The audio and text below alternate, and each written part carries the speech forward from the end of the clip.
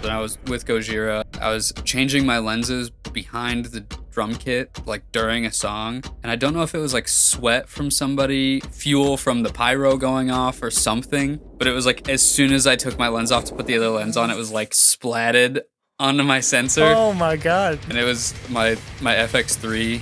So I was like, all right, every video that I take for the rest of this set is going to have a weird goop in the middle of the frame.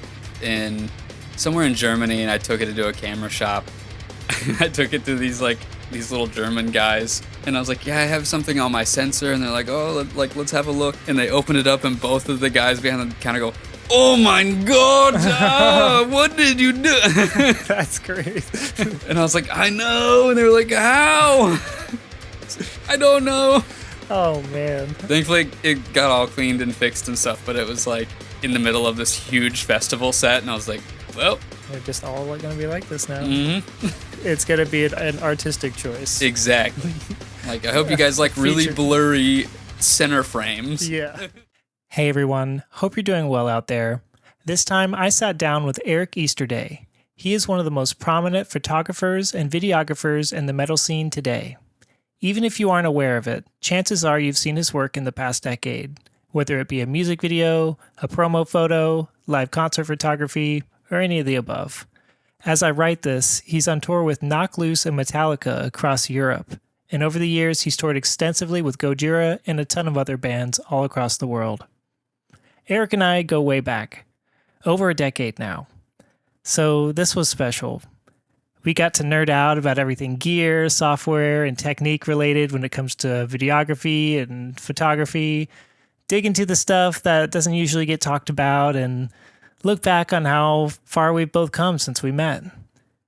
It's easily one of my favorite episodes we've done, and it's a real deep dive into the tech side of things. So with that being said, here's Errick. Errick, I really appreciate you taking the time to be here, and I'm excited to kind of dive into your experience with photography and videography.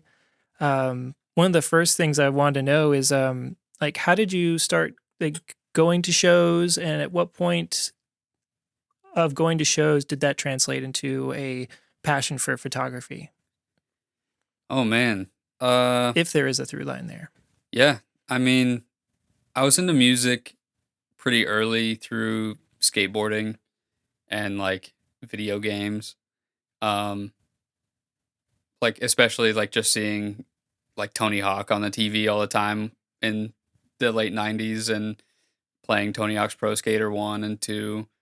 And like seeing a lot of like more alternative music through that. My mom was also like really big into music, so she was like she had me really young, but she was like a sneak out of the house in high school to go see like AC/DC or Metallica or The Offspring type of person. That's awesome. So there was always like music around. And then when I was in middle school, I had neighbors on either side of me, and one neighbor my mom was friends with, and her son like came home from college for the summer or something. And I think I was in probably around 5th grade, and my mom kind of like pawned me off on him for a minute to like talk to her mom or like go smoke cigarettes or whatever. Mm-hmm. And he was like, "You like screamo?" It's like, don't know what that is. I was like, Metallica yells, kind of. Yeah. And he showed me like a bunch of really cool bands like Devil Wears Prada and like Under Oath and A Static Lullaby and like all these like kind of like metalcore bands of the time. And so I got like really into that after already knowing like Blink-182 and My Chemical Romance and stuff kind of in that realm from my mom like having CDs around or whatever. And I was like, oh, this is much crazier than anything else that I've listened to. Mm. And he let me borrow a DVD that had like a compilation of a bunch of like music videos and live performances and stuff on it. And I found like Converge and Terror and stuff on this DVD. Whoa. And so I just got like super, I don't know, like locked in on music that had breakdowns. Stuff like August Burns Red 2 was like on that. And kind of like later that same year, the other neighbors that I had were kids that were in high school, and they had like a Christian metalcore band that would practice in the garage like across the alley from us. Hell And I would like go stand outside of their garage and just like listen to them practice, and I was like, this is so cool. And wintertime hit, and I remember standing outside in the cold and like 2 coats on, like freezing, but I like wanted to listen to their band, and I heard them all stop, and they like opened the garage door and like peeked around the corner. They're like, you can come hang out in here. I was like, I'm gonna go ask my mom. And she was like, yeah, whatever. Like, I know their parents or whatever. You can go hang out over there. And I just like sat and watched this metalcore band practice in their garage, like kids that were just a couple years older than me or whatever. And they were like, we're playing a show at the like community center a couple blocks away. This is like the middle of nowhere in Indiana. And that was my first show that I went to was their show. They were a band called Basil Loretta. Okay. And I saw like people spin kicking for the first time in real life. Oh my God. And I was like for sure the youngest person at that show, other than maybe my friend TJ, who came with me to the show because he was like a year younger than me. And we were just like watching dudes in high school spin kick with like giant like cargo shorts and stuff on. But yeah, that's like intro into trying to find as many shows that I could go to at a young age as I could. And thankfully, like a lot of those bands like played in that area a lot. So anytime that I could like find something, I would like try to figure out a way to go to it. And I think that, you know, as I kind of got older and I was hanging out with kids skateboarding more, and my friends were playing in bands and I was playing in bands and stuff through high school, I was like trying to document my own stuff that I was making or like my friends' stuff that they were making. And I traded the guitarist of my band that I was in at the time a guitar that I had like got from somebody else in some sort of trade. And I traded him for a DSLR. And it was just like a Nikon D3000 with a kit lens. And he just like, here's the guitar, here's the camera. And then I started using that camera to take like our own band promos. I would like put it on like the ledge of a, you know, a building or something. And we'd all go stand out in the field and like take a picture together. Or, you know, we would play a show and I would just take pictures of me and my friends hanging out and, you know, just shooting the shit outside the venue, or, you know, like their band's playing. And then if my band was playing, I would just like hand my camera to somebody and be like, it's on auto. Try to take something. Yeah. Let's go for it. And so I'm thankful to have a lot of like photos from that part of my life to look back on. And I think that I just kind of started being more known in the area, like locally and like with my friends, as like the camera guy versus like the guy who was playing music. And that kind of like carried through high school. And then like, you know, I would take pictures of other bands in other towns, and like not even shows that my band was playing anymore. I'd just be like, I'm going to go see this band that I like, and I'm also going to take my camera and take photos and hang out. And, you know, I did that up until I graduated high school, which is like when I met you. Yeah. Coming down to Spinelli's, my first tour ever.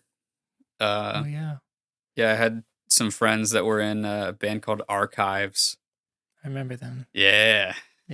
And we went on a tour, and they didn't have a bass player, and they were like, Errick, you're going to play bass on this tour.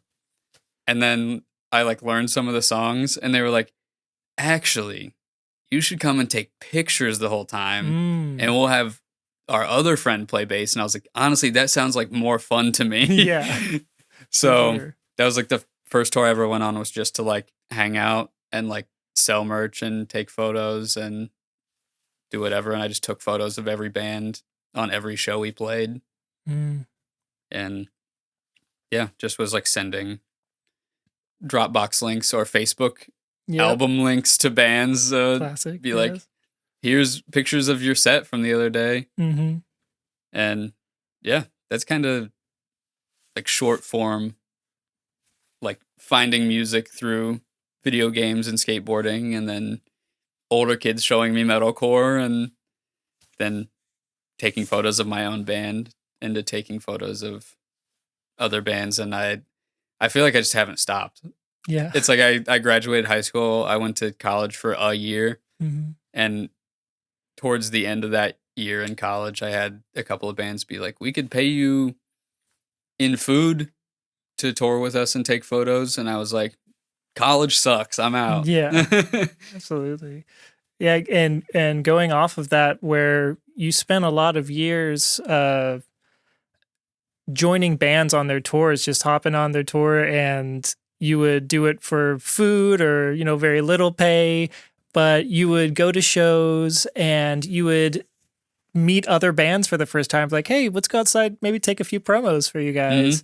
And you would be hustling like with other bands and stuff, and just networking, getting to know people, and just taking more photos along the way. And so it wasn't, you didn't just stick close to the band you were with, you were meeting other people. And I remember seeing that and being like really like inspired. And I'm curious about, from all that time where you're just, you know, that's as grassroots as it gets, like, you know, boots on the ground, like actually going to shows and going on the road, just like hopefully running into people that you can really vibe with and like work with later on, and spread just your work around. And I'm curious of like what you found from those shows, from that experience, were some of the most valuable things that you learned as a photographer. Like, is it like sometimes like on the spot framing? Is it working with bad lighting? Is it working with just like composition, just angles? Like, what were like some things that you feel like that was like, if that was like a boot camp, like what did you learn the best from it and like still take with you today in like your more industry level photography?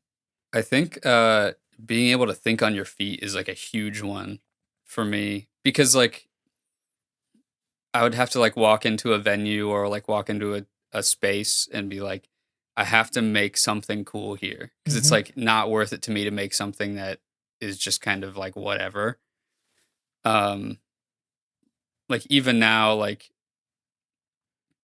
in my career, like if I have a place where I'm taking a photo and I like don't think it's cool, I would much rather take like 10 seconds and be like, let's take 5 steps this way to do something cool than take it. But they'll also at the same time, like I know how to like think quickly enough that if a moment is happening, I could capture it without fail usually. Like no venue is going to have perfect lighting. No, you know, you're never going to have the perfect amount of space or like the perfect lens for whatever shot you want. It's just kind of like making the best you can with like what you have. And like, you know, going to those early shows, I didn't have the best equipment or like the craziest gear. And I kind of like went in with the mindset that I'm like not going to take up space. And if I am going to take up space, I'm going to like be an active participant. Like I'm not just going to be like the guy that stands in the very center of the front of the stage the entire set and takes the same photo 100 times. Like I'm going to like move to different parts of the room, or I'm going to mosh, or I'm going to stage dive, and I'm going to get somewhere else in the room and keep taking cool photos and get a cool photo of each person and each band. Yeah, I guess that's the biggest thing is like just being able to be quick with it. Yeah, being able to improvise. Yeah. You know, that is so true. Especially like even at like music videos where they're like, "Hey, we're meeting at this spot." You may not have been able to scope it out beforehand, or you just don't know what to expect. They're just like, "Oh, trust me, it's cool, it's cool," and you just have to show up and be like, "Okay, how are we gonna just?" And that pressure's on pretty hard at that point, and so you're like, find something cool, and so you just that is I feel like that is really what like hones that skill, like strengthens that muscle of Yeah. like being on the spot, and like it makes it I think it makes you better in a controlled environment, like Yeah. because you know what you can know you can get more out of the controlled environment when you know what a bad one is like. Exactly. That you can it's kind of like the yin and yang, the chaos and the order. But if you're along that fine line, observing them both, you can be like, oh yeah, that was what was like. I really wish I had this, so I can utilize this in this space instead of maybe just not using certain aspects of the studio that you wouldn't have used otherwise.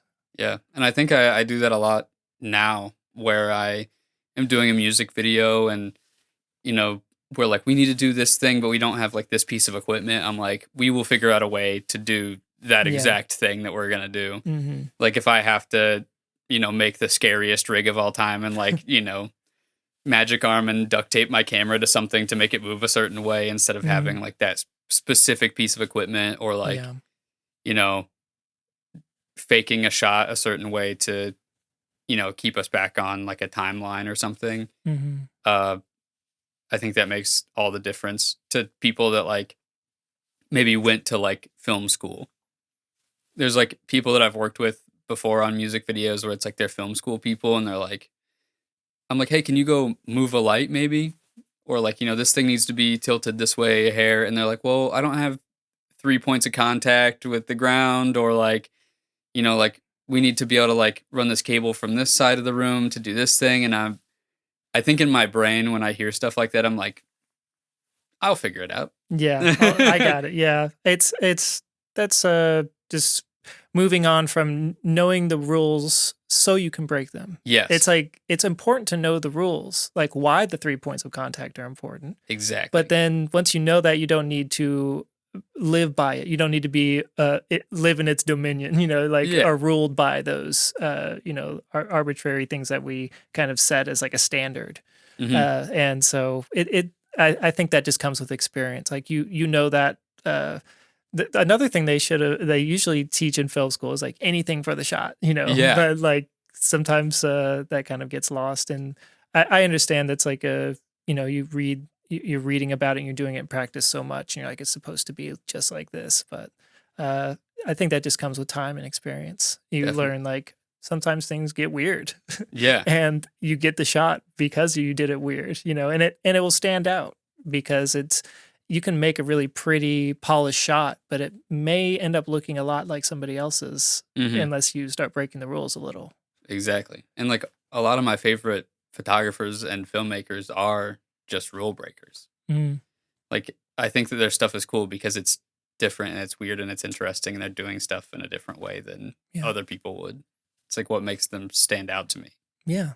Yeah. It's their unique fingerprint of like who they are as an artist. Like people show their uniqueness and break the rules in all sorts of ways. I think one of the ways that we see rules like broken a lot in cinematography is with color grading. Yeah. Like you probably heard of people point to Whiplash and be Oh like, yeah. what is the color grade? It's because it worked though, didn't it? Mhm. Like you weren't thinking about the color grading when you were like on this journey with this person and like, oh my gosh, going through all these emotional ups and downs. Like it's like the first, I think, rule people will start to break when they're like in the editing bay and they're like, Mhm. well, I just feel more out of this color grade. I know I'm supposed to do it like this, but I'm feeling more of what was being communicated through the art here, through this. And then you're like, oh, it's good to know how to color grade correctly and Mhm. know like not to have lifted blacks on everything or Mhm. like, and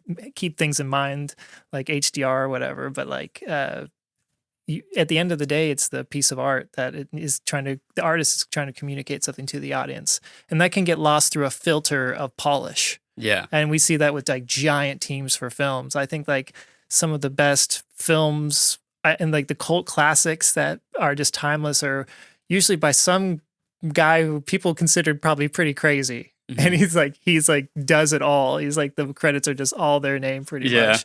Or like I'm not sure if you've watched any like Tarkovsky films, like Andrei Tarkovsky, but he he would just have full control of his films, and sometimes they're better for it. Like, but that's Mhm. like the extreme. I feel like teams are definitely necessary, but with the giant pictures, they kind of become it's not even like too many cooks in the kitchen. It's like a building that's just full of cooks constantly cooking and just Yeah. trying to distill it into something that is palatable. It's like the difference between an Eraserhead and a Marvel movie. Yes, yes, that is a perfect, yes, a perfect metaphor.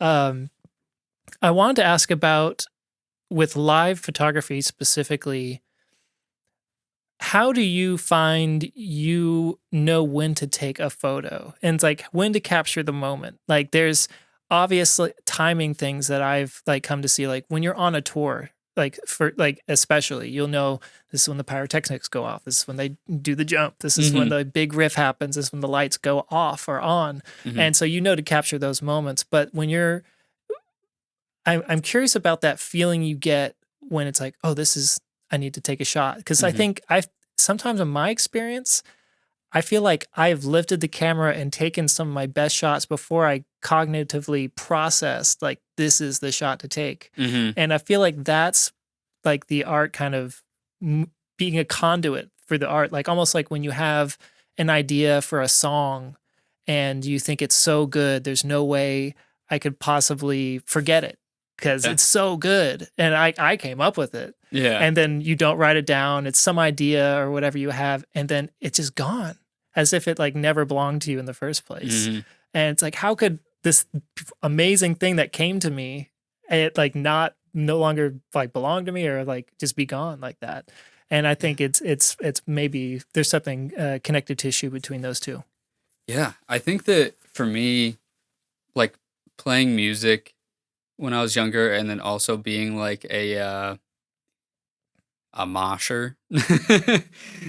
uh like I think you have like a better understanding of like the rhythm of music when you like have played it before and you understand how like different instruments are played and like how they work and how people are going to be moving when they're playing them. Mm. And I think that I feel like I've explained this to other people, and it like feels weird to say, but I feel like when I'm taking photos of a band, I feel like I'm like a part of the performance, where like it's like the camera is my instrument, and I am like joining the band in whatever song or whole set that they're playing, and like I'm like the silent member, hopefully not to be seen, and then but like my impact is felt somewhere. Mm.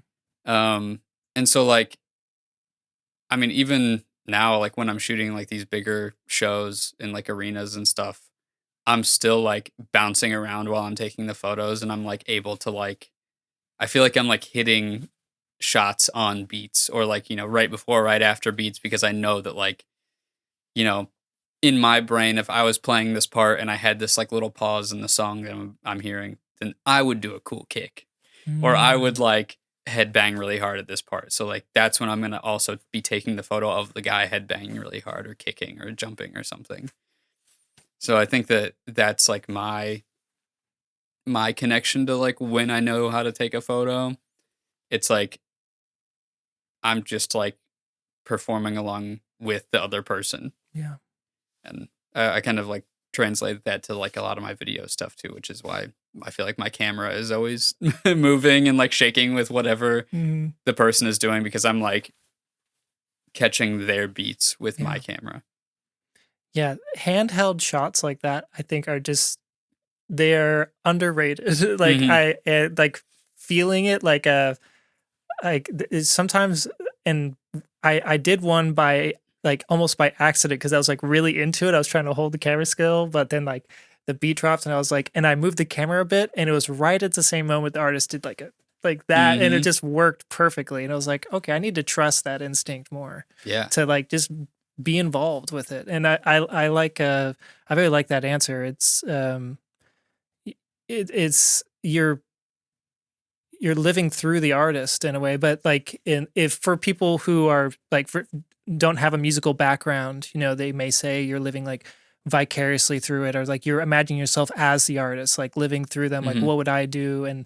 But as someone who has a musical background, you can really be like, I am a part of this performance, and you are, Mhm. because you're how people will experience it after it's Exactly. over, and how people remember it, and especially with those grandiose, like wide angle shots and like the arenas, people are like, whoa, that was really crazy. That was Mhm.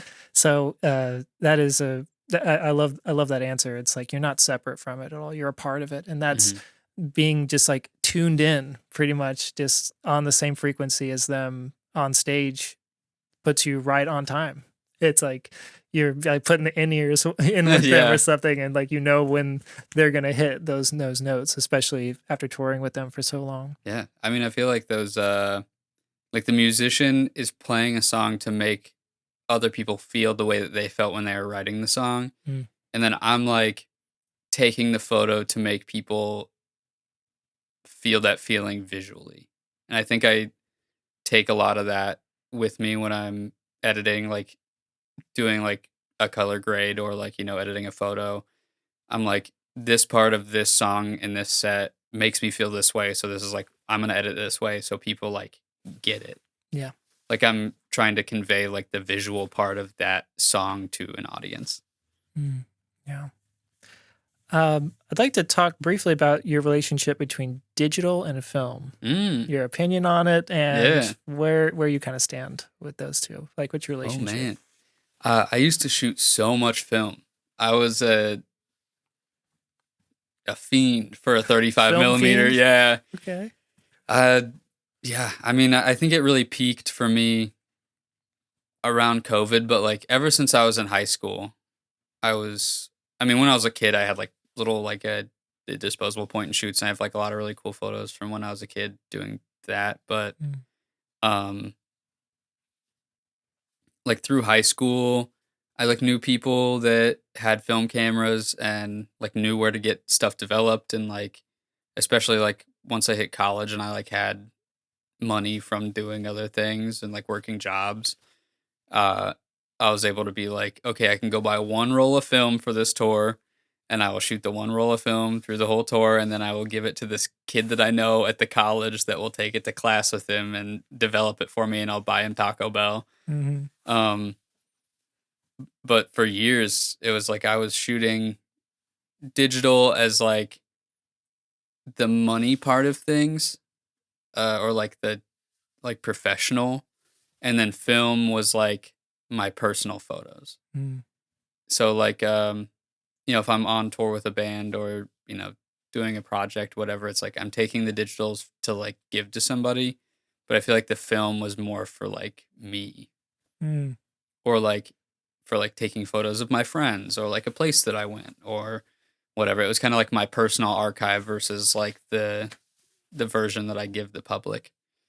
Um I think that like kind of switched around at some point like 2018 probably. And I was working with a band that like really liked film stuff, so I just was shooting it so much more often. We were mm, like doing zines every once in a while, or like, you know, we would put out the digital photos throughout the tour every day on the internet or whatever, and then at the end of the tour would be like, here's 20 sick film photos that, me and like the other guys in the band have taken. And they're more like, I don't know, friendly photos or like behind the scenes yeah. type of stuff, and kind of giving people a glimpse into that part of everybody's lives. Mm-hmm. And yeah, I used to collect every film camera that came across my eyesight at a Goodwill for Mm-hmm. many, many years. I Oh yeah. I still have like a huge box of stuff at my office that's just like cameras that I don't know if they work or they have, like battery corrosion or Mm-hmm. but they used to just be 50 cents at Goodwill, so I'd be like, yeah, whatever. Yeah, I'll and it buy looks every cool. single one you have. Yeah, for real. um I think I I went on a tour, my first tour in Europe, 2021, I think, maybe 22. And I bought a bunch of film before I left. And then I bought a bunch of film when I got there. I came home, I had to develop it all. And I was like, this sucks and it's all so expensive. Yeah. And I think I just like saw it was like kind of like a cost versus like quality or like quantity of photos that I was getting, and I kind of got burnt out on it. So Yeah. I haven't shot a lot of film recently, but I think I'll probably hop back into it at some point. Mm-hmm. But I do love it. I love it as like a medium, and like shooting it and developing is like just such a different feeling Yeah. and process. Like it's like you have to really think about it versus taking 100 digital photos. Yeah. Yeah. More and more film feels more personal. Well, like as you said, yeah, digital film just like this is I deliver. These are deliverables, I Yes. get and it's because it's immediate, just boom, and it's you don't there's something ceremonious and nice about giving the film to somebody and they develop it, but it doesn't work as like an assembly line in a business kind of way. Exactly. Like when they want it for social media to hit it social media tomorrow is going to be hard to make that work. So I think having them for like BTS and stuff is like perfect. Like it's very personal and just keeping it to a personal life too. That could be a way like you separate like work photography from personal photography, even though like they meld, like you love what you do, so there's a good meld there already. But that's I understand, maybe doing a whole tour on film and then being like, oh god, now I have to worry about, and then getting burnt on it pretty fast. But yeah, I think we'll all be back to film at some point in our lives and dip in and out because they're both valid and they both have pros and cons. Yeah, it's kind of like like digital is like you're on the road and you're eating Taco Bell every day, and then film is like the home cooked meal when you get home. Yes, that is very true. Like it's like it's worth the effort, but it takes a little bit of extra time, a little bit extra love. And you can't just rush out of the door with the home cooked meal. Exactly. So yeah, I like that. How has your relationship between videography and photography like affected one another? I imagine you started with photography, as you said.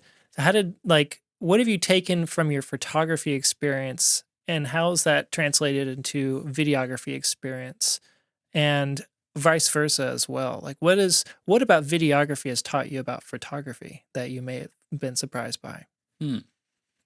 I would say that like me starting with photography and then like moving into video, like video for me started kind of by accident.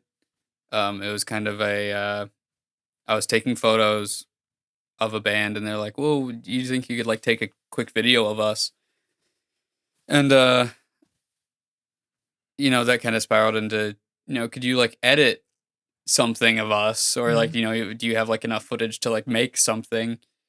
And a lot of what I filmed at the beginning was just like I'd be like taking a photo and I would just switch it to the DSLR to video mode and like take a clip. So I feel like a lot of my video was just like me taking a video at whatever angle I would be taking a photo at.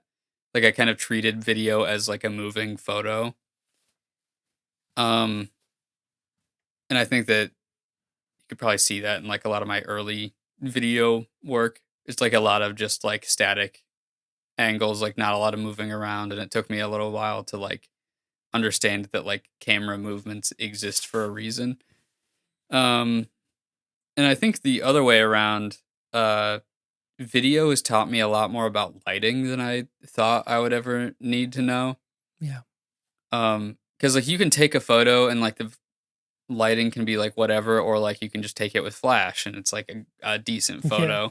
But like when you get into like a video situation and you're like, oh well, this looks like shit. Yeah. You're like, I need to turn some lights on. Everybody, turn all the lights on right now. Yeah, that is so true. Yeah, the lighting aspect is like, oh, this is a whole new ball game entirely.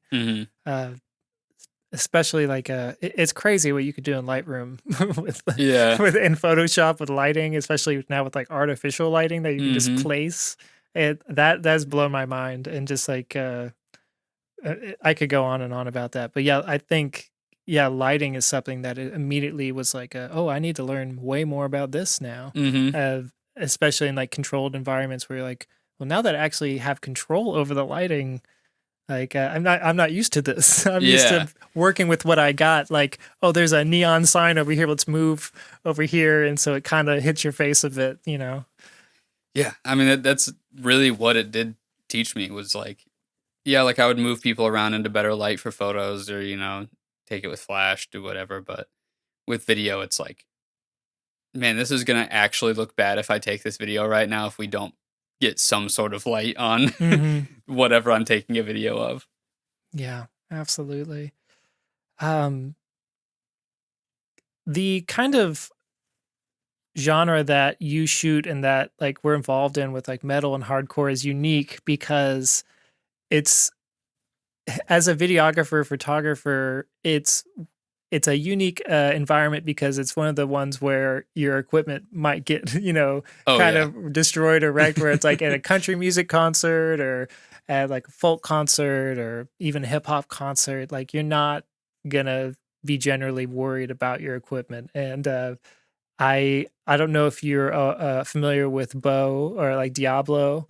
Hmm. He like he will like strap like his camera to his hand and like have these really crazy like MacGyver contraptions that he makes to make sure that like the battery doesn't fly out, because it flies out before, like everything just stays together. And so I'm curious of like what if other people in your industry or people like kind of look at that and it's like have kind of been curious about like what that's like. And to go into a question about that is, how do you navigate that as a hardcore like photographer in that area, in that genre? And for people who may be like worried about that, like, would there be any kind of advice you have about that? I think a lot of it is kind of just staying out of the way, Hmm. the best you can.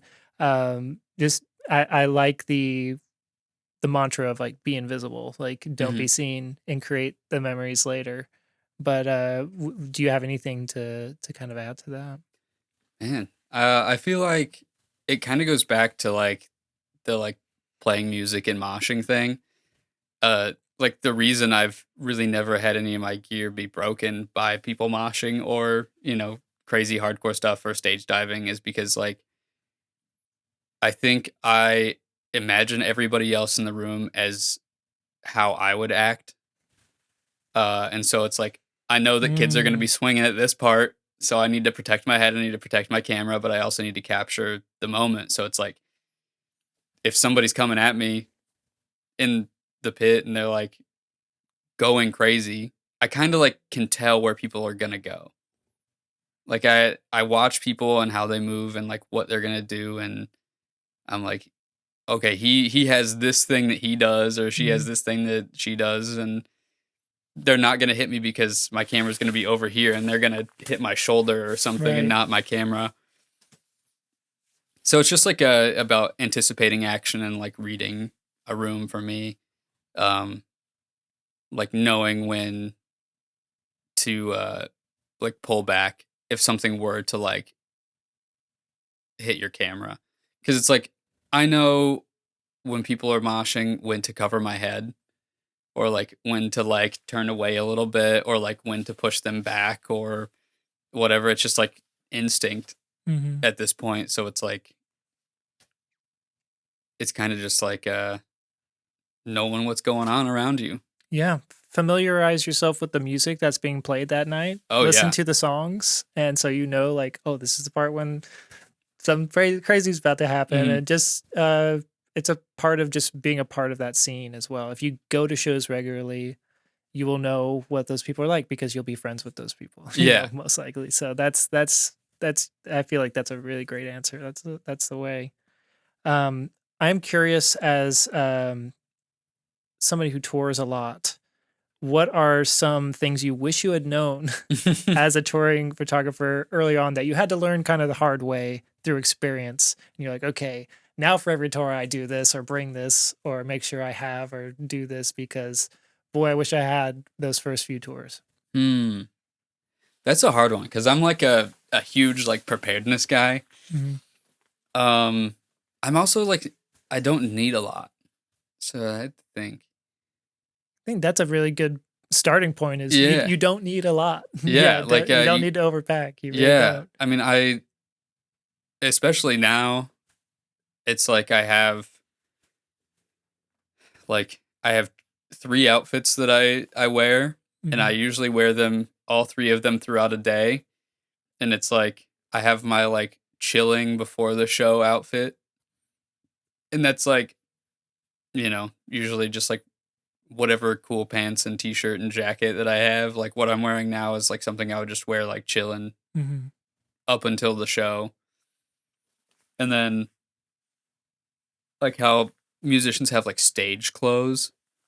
I also have stage clothes because I will get sweaty or I will end up on certain tours moshing or doing something stupid during a set. Um, and I would rather like be able to take off the sweaty garments and like hang them up somewhere and then like pack them away and then put them on again so it's not like I'm going to bed or waking up in gross Yeah. clothes. Um and so I literally just like will repeat that every day of tour. Just like I have chillin' outfit, I have show outfit, and then I have day off outfit, which like doesn't get put on unless it's a day off. Yeah. And usually that's like more of like a sweatpants and hoodie type of situation. Like Mhm. that's for like chilling in the van or the bus on a drive or like in a hotel on a day off, you Mhm. know, walking around a town. It's kind of like it's like my day off pajamas. Nice. But Yeah, that's a good way of thinking of it. yeah, I'm pretty good at keeping that side of packing to a minimum, and then like gear wise, it's like know what you're there to do. Like if you're expected to do like a multicam. Like you got to have multiple cameras and you have to have a lot of batteries and you have to make sure you have enough hard drives to Yeah. back everything up once you're done. Mhm. Or, if you're just a photographer, like figure out what kind of photos that you want to make make sure you have like the right kind of lensing or cameras to like do that to the best of your ability. Mhm. And back in the day for me, it was like I literally had two lenses, a camera, and then a flash. And I Mhm. was like, this is what you're getting. Yeah, maybe just a few batteries. Yeah. Just a Batteries few batteries battery and data cycle. is huge. Yeah. I think those are pretty key right there. Yeah, Mhm. because that's the things that you can kind of be overlooked first Yeah. sometimes. Oh, huge one now. Make sure you have one of the air blower things because if you're in a concert setting, you will get stuff on your sensor when you're Mhm. changing lenses in the middle of a set. Yeah. And if you don't have a way to blow it out, you will end up with a huge black speck in all of your frames. That is excellent advice because I found myself without one once or twice, and I was like, I always try to pack one, but just sometimes they get They away, and so disappear. I bought like extras at this point Mm, just to have in multiple bags just in case because they're so cheap and it's not a big expense and it's huge and there's like nothing else that replaces it because yeah. like it's not like an N64 cartridge you cannot blow on this thing like Yeah. it's gonna be a bad time it's gonna ruin your sensor so. I had this is like a kind of a sidebar to that, but I was shooting a festival in London and it was like I think it might have been like Bloodstock or something. I was with Gojira and I was changing my lenses behind the drum kit like during a song. And I don't know if it was like sweat from somebody or something, but it was like kind of like a sticky or maybe it would even maybe spit from someone on the stage or like fuel from the pyro going off or something. But it was like as soon as I took my lens off to put the other lens on, it was like splatted onto my sensor. Oh my God. That's And splatted. yeah, and it was my FX3. So I was like, all right, every video that I take for the rest of this set is gonna have a weird goop in the middle of Oh my God. the frame. And like 2 days later, we had a day off in somewhere in Germany, and I took it to do a camera shop so I could have them clean my sensor. And because I like couldn't blow it away with the blower, Yeah. I couldn't do anything. It was just like stuck, whatever it was. Mhm. And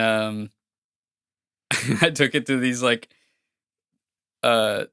these little German guys at this camera shop, and I was like, "Yeah, I have something on my sensor," and they're like, "Oh, let's have a look." And they open it up, and both of the guys behind the counter go, "Oh my God! What did you do?" That's great. They've never seen something so terrible in their life. And I was like, "I know," and they were like, "How?" I was like, "I don't know." Oh man. Thankfully, it got all cleaned and fixed and stuff, but it was a nightmare because it was like I was like in the middle of this huge festival set, and I was like, "Well, They're just all going to be like this now. mm-hmm. It's going to be an artistic choice. Exactly." Like, I hope you guys like really Feature. blurry center frames. Yeah. Just like start framing everything just like in the corner Yep. instead and Exactly. then dropping in. Yeah, that'd be the way. Wow. I was that's just the universe has a sense of humor of like if at the 0.8 seconds you take it off and put it apart, that Yeah. something gets on there. I was expecting you said the drummer, and like there's always pieces of drumstick flying Oh, around. yeah. And that would just KO a sensor if it just a tiny piece of wood just like at high velocity just came and just killed your camera, because that's crazy how fragile they are. But maybe we'll have a better way of changing lenses in the future. But it's really only in those kind of those kind of environments, that high energy environments, that you're really worried about that stuff. Mm-hmm. But it can be kind of awkward during a shoot too, just to like switch from one to the other. Yeah. Like we'll probably find a way. Or honestly, I think just lenses will get better. Like a Tamron will probably come out with a 11 to 400 millimeter Yeah. zoom lens with like no f-stop drop or Yeah. anything, and it'll just people be like, "How did you?" And like, we did it. We engineered it. It's We did- $9,000. Yes. But you don't have to switch your lens ever, because it's the Everything. ultra wide all the way to your bird watching lens all in one. I'm waiting for that one, Tamron. I use Tamron's 28 to 200. Oh, and yo. that is my go-to music video camera. Camera lens, because I can just quickly get to like a 35 to like a zoom, and like it's to almost like kind of like a wide shot. But my other like one I really like is Sony's just 11 millimeter. Mm-hmm. Like that is just super fun and about as wide as I'd like to go without getting like the bad warping. That you find in lower than that. Yeah, I love like the I mean, I feel like everybody that's in hardcore at some point, the like signature lens is the Nikon, the 10.5 fisheye. Awesome, incredible lens, like flawless even. I doubt you could tell any difference between a 10.5 and 11 millimeter. That my eye's not that good. But yeah, that is awesome. I know that lens. Yeah. Mm-hmm. I'm curious about how you, as like an artist behind the camera and in the editing bay, convey like the message that the artist is trying to like give through their music. And so if we go to one extreme, we have like these art house films that really put you like as like a fly on the wall, like almost like a person leaning against the wall. You have these odd camera angles that are very personal and very raw, and they're not trying to be flashy or be like, whoa, look at the composition. It puts you there. It's about immersion. Yeah. And you really communicate emotions very vividly in those spaces, but and as a videographer making a music video, you want to convey emotion like that, but you also have the other side where it's like there needs to be some flash here. There needs to be some, something where when people see it, they stop scrolling, something where like that catches attention and has like some more what we'd call like marketability or whatever. And so Mhm. like the other extreme is just like a music video where it's like I'm trying to grab your attention, so everything is like center frame, Ken Burns, like it Mhm. just constantly and flashing lights, like and so how do you seem to have this through line and have this happy space between like this is catching my attention and it's fun to watch, but I'm also I'm getting in a true genuine way like what the artist is trying to convey without sacrificing any of that message. Mhm. So how do you walk that line between being true to the art, but also being something that is like really fun to watch, because art house films, that's the one drawback is, boy, that was 3 hours and I'm depressed now. And Yeah. there was a lot of drag there, but I felt something. And Mhm. it's like what, a good parallel I think I wrote down here was, the scare, the jump scare in horror films. Oh, You yeah. don't walk a the jump scare is like what you put in the trailer, but the jump scare isn't what you go home and you remember and ponder about Mhm. when you watch the horror film. It's the unresolved tension that you go home with. Mhm. It's the lingering feelings that you go and think about and like, wow, that really made that movie special. But you have both in the film and they can live in harmony together. So Mhm. how do you walk that line as far as music videos go? Hmm. I guess I never really, thought about it like that, but, I mean, for me, I think that, like, knowing how musicians want to look and knowing how, like, the music makes me feel, helps a lot. Mm, Like, when I'm working on something, because like, when I'm writing a treatment or, like, I'm shooting something, it's like I've listened to the song that I'm making the video for so many times and, like, sat and, like, made mood boards or, like, even just, like, written down, like, kind of schizo ramblings of, like, how it makes me feel or, like, colors or, like, textures, shapes.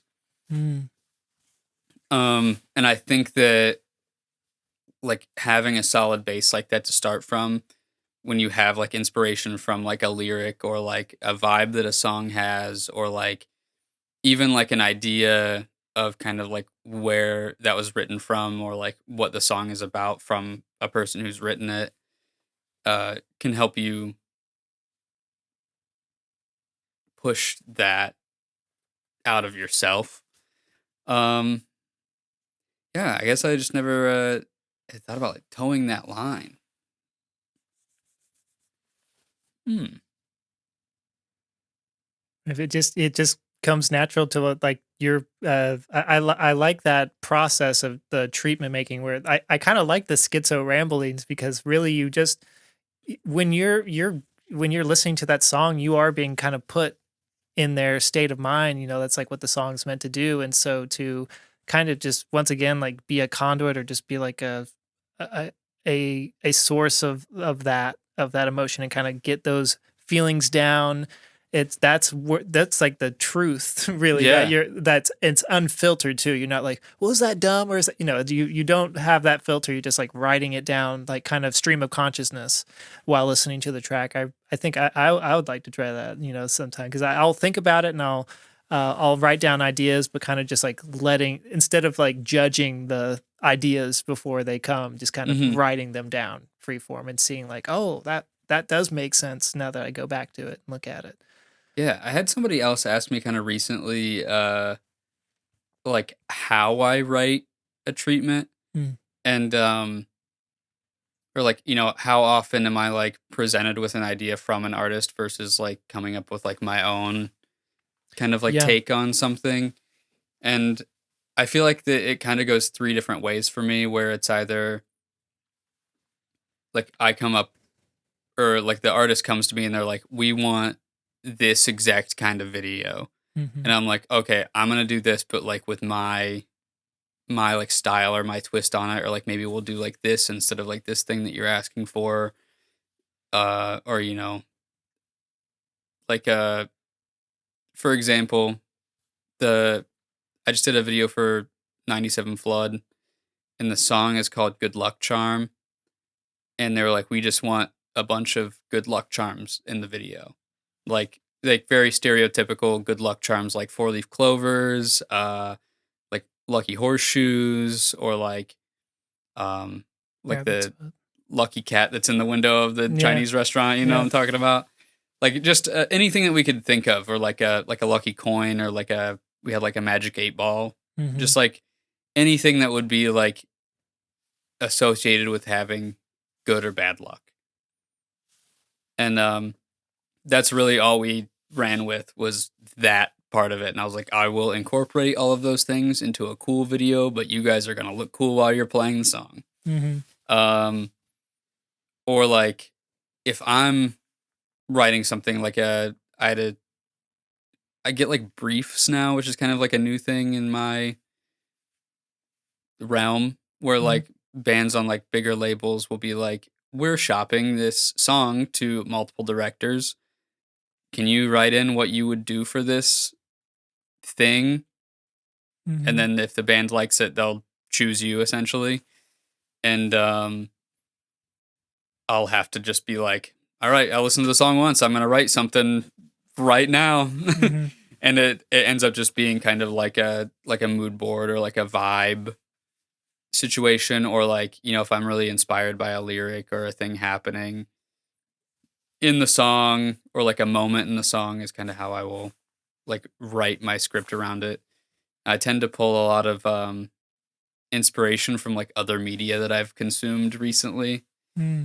Like I had to write a treatment for somebody, and I like listened to the song, and I feel like it had like sort of a 3-part structure. And I had watched a movie recently where a character had referenced like one of the Greek tragedies, and I can't remember the name of the guy in the Greek myth, but it's he like his wife dies and she goes to the underworld, and the guy goes to the underworld to like make a deal with Hades for his wife to like come back to Earth with him. Hmm. And he's like, yeah, like she'll go back with you, but she has to walk behind you the whole time, and you're not allowed to look behind you to make sure she's still there. Uh, and he like makes it most of the way back up to Earth, but he like doesn't have enough like trust in himself or the devil or his wife or whatever to not look behind him. And so he like looks behind him, and she is there, but she gets pulled back down into the underworld because he looked. Hmm. Um and I just like rewrote that Greek myth as like a music video Hmm. treatment. Essentially, like band is playing whatever they're rocking, but then like the story to the video is like there's somebody like guiding somebody up a set of stairs blindfolded, and they're like having like tripping over stairs and like not able to like climb up these stairs because they have a blindfold on. Like just something happening in a video that I somehow equated to that Greek myth that Yeah. I had heard about once in a movie. Yeah, that's awesome. Yeah, that's a really cool way of approaching that. And I was yeah, that was one of the questions I was going to ask, and so I'm glad you covered it. Is like you pretty much get three scenarios. I want my video to be exactly like this, and Hmm. you can have your little spin on it, but we want it to be like this, and we're pretty hard on it. We have this idea Hmm. generally, but we just want it to be this theme, Yeah. and just throw a little bit of this and that in there, and we're cool. And then the last one is we got nothing. We trust you. Yeah. And just come up with an idea. And all are fun challenges Hmm. within their own. And I think that's like what keeps it uh what keeps it fun too. Like what keeps it not getting too stale, Hmm. or keeps you getting burnt out is cuz like you never know like am I going to have to come up with this whole thing, or Hmm. is am I going to have to kind of go by a syllabus and a guideline in order to like make this happen and just Hmm. be able to put my own spin on it. Yeah. I kind of like the like being kind of not like restricted, but like kind of uh being put in a little box, and Hmm. like seeing how far I can go with like an idea that somebody else gives me. Yeah. Um like I worked with a band called Boundaries for like a whole release cycle, and like their album cover was black and white, and they're like, we really want everything in this rollout to feel like very like black and white, old school, like weird art house, like Eraserhead Mm. vibes.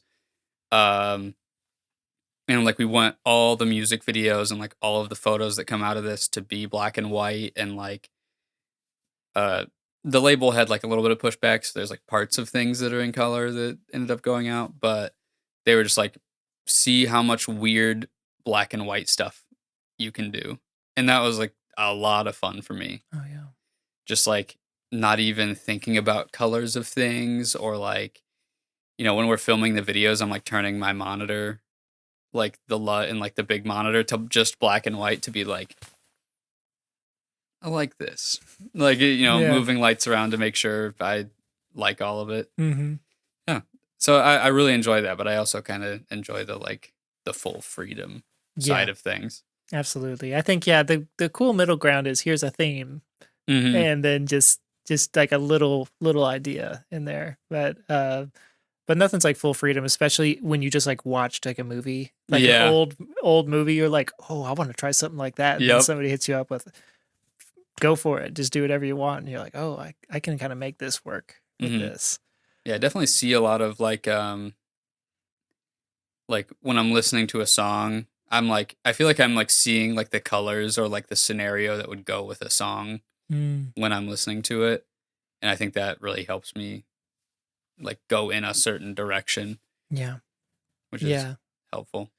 yeah. I tend to kind of see a theme of colors as well when listening to a song, and try to incorporate that with like outfits, and like Mm-hmm. what maybe we can find some building that's like the same colors, like an outfit that they have, and like Mm-hmm. kind of really go hard with colors. But like I shot 2 videos that are black and white, and it is crazy where your mind goes when you're no longer worried about color Mm-hmm. restrictions, and you're just like lighting, composition, and like more like your brain is like has more bandwidth to do other things when Definitely. you're not super worried about it. Yeah. I like when I started taking photos, I only shot black and white.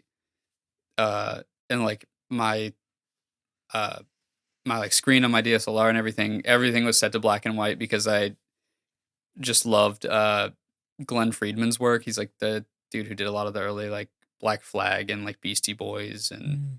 like Public Enemy, like old skateboarding stuff and punk stuff. And the only work I had seen of his like growing up was all black and white, and I was like, I'm gonna be a black and white photographer. And it really wasn't until I started doing video that I was like having to look at a monitor in color.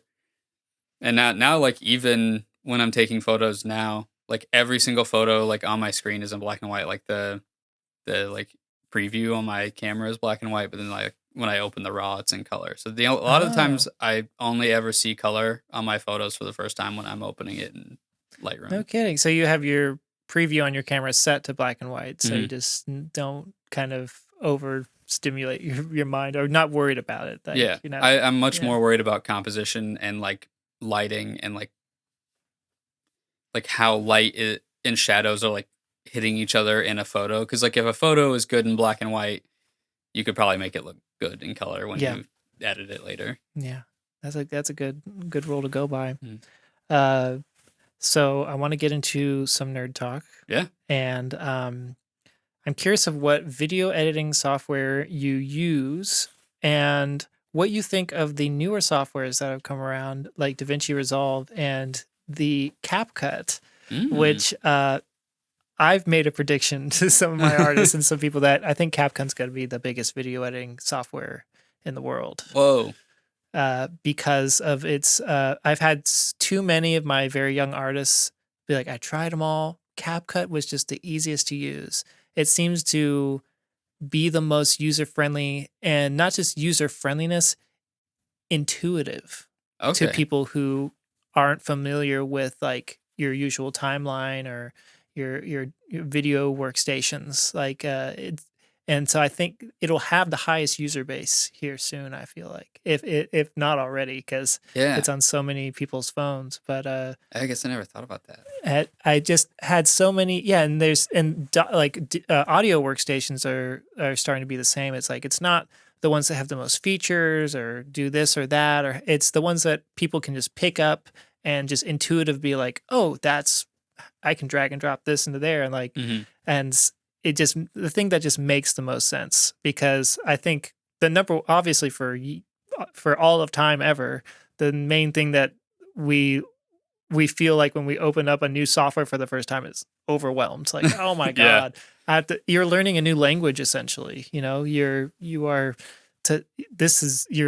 opening it up, and like this can be my new home for the next, I don't know, 20 years, 30, Hmm. maybe the rest of my life. And you never truly like I especially since they're growing so much, but it feels like you never truly master a software, because you Yeah. never know like all the you never know what's like all in all the corners and like all the extra features that it has until you're like, I think we've all had this moment with a software we've used for 10 plus years, be like, it does that? Yep. Really? Like, that hotkey exists. Yes, the hotkeys that you didn't even know. You're like, wow, no kidding. And so I found myself going back and watching 101 videos for like Mhm. all of my softwares just in case. Yeah. Because like going over the basics instead of like scoping out advanced concepts, because I found the most when I went to just like basics beginner stuff, I would find maybe one or two things that have become a part of my workflow like Mhm. intimately.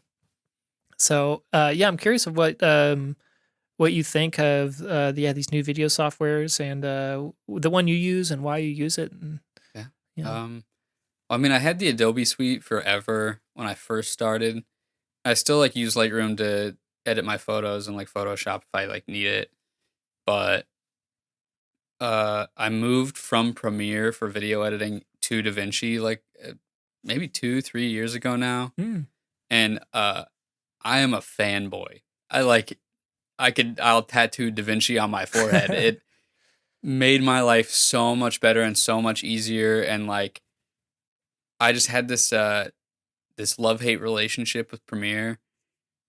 Premiere's fun because there are so many plugins that people have made that like did so many weird things that I like got really used to doing, and I feel like I was like putting myself in a hole of just using the same plugins over and over again or whatever. I feel like I like wasn't growing, and I also was getting so frustrated with uh, Premiere crashes all the time, yeah.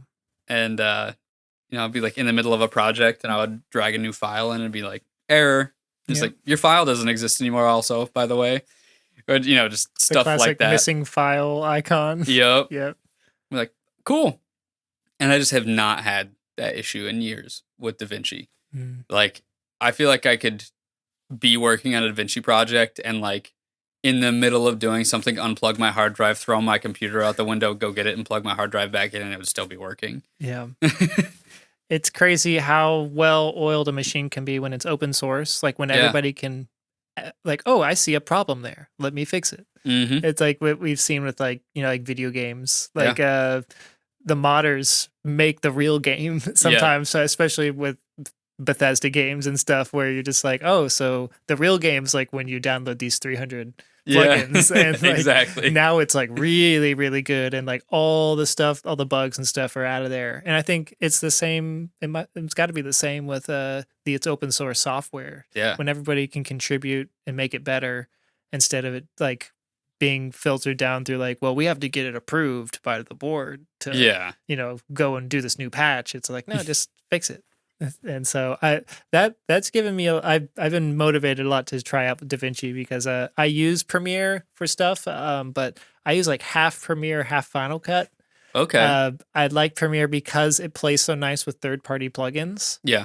And I like Final Cut for my workflow, but Final Cut's made by Apple, so they have their garden that you play by their rules, and they don't really allow any third-party anything in there. So, but it has a good workflow for me. But I feel like I've heard like workflow is huge in DaVinci. Like you can just get locked. It is incredible. And it goes by like kind of like coding kind of rules, or like when you do 3D modeling or animation. Yeah. Because I've been learning Unreal Engine for a while because I want to shoot like scenes for videos Mhm. and place people in Unreal assets or in like a 3D environment. Mhm.